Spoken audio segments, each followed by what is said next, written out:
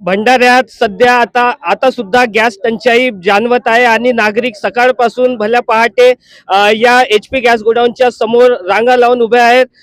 या संतप्त नागरिकांनी भंडारा रामटेक हायवे रोखून धरला आणि या ठिकाणी जिल्हा पुरवठा अधिकारी यावे आणि गॅस एजन्सीचे मालक इथं यावे आणि आम्हाला सिलेंडर द्यावे या मागणीकरिता संपूर्ण नागरिक या ठिकाणी रास्ता रोको करत आहेत।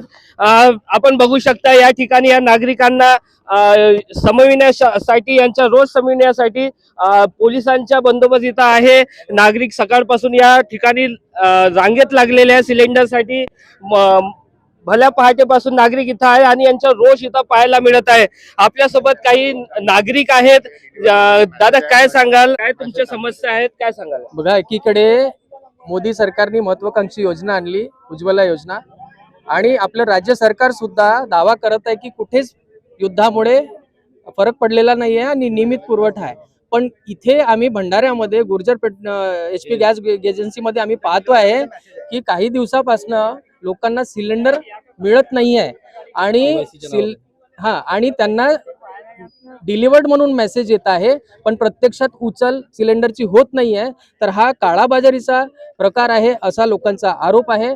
त्याचप्रमाणे ट्रान्सपोर्टचे फीस ही KYCच्या बिलाच्या नावाने घेतल्या जात आहे।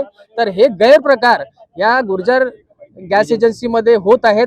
तर प्रशासनाने, पुरवठा अधिकाऱ्यांनी येऊन कलेक्टर साहेबांनी याला न्याय द्यावा अशी लोकांची रास्त मागणी आहे। इथं काही महिला सुद्धा आहेत। काय सांगाल ताई, सकाळपासून इथं आहात? आम्ही सकाळपासून इथं आलेले आहो। आमचे लहान मुलं सोडून सुद्धा आमचे नंबर लागलेले असून ह्या ताईंच्या आपले सबसिडी सुद्धा जमा झालेली आहेत। ह्या ताई सुद्धा आपल्या लहान छोट्या मुलाला सोडून आल्यात, आमचे हंडे मिळाले नाही आहेत। तर त्यांनी पुरवठा अधिकाऱ्यांनी येऊन सणारी आम्हाला आमच्या न्यायान्यता द्यावा, नाहीतर यांना जे आपले एजन्सी आहे याला सील करून सणारी बंद करून घ्यावा।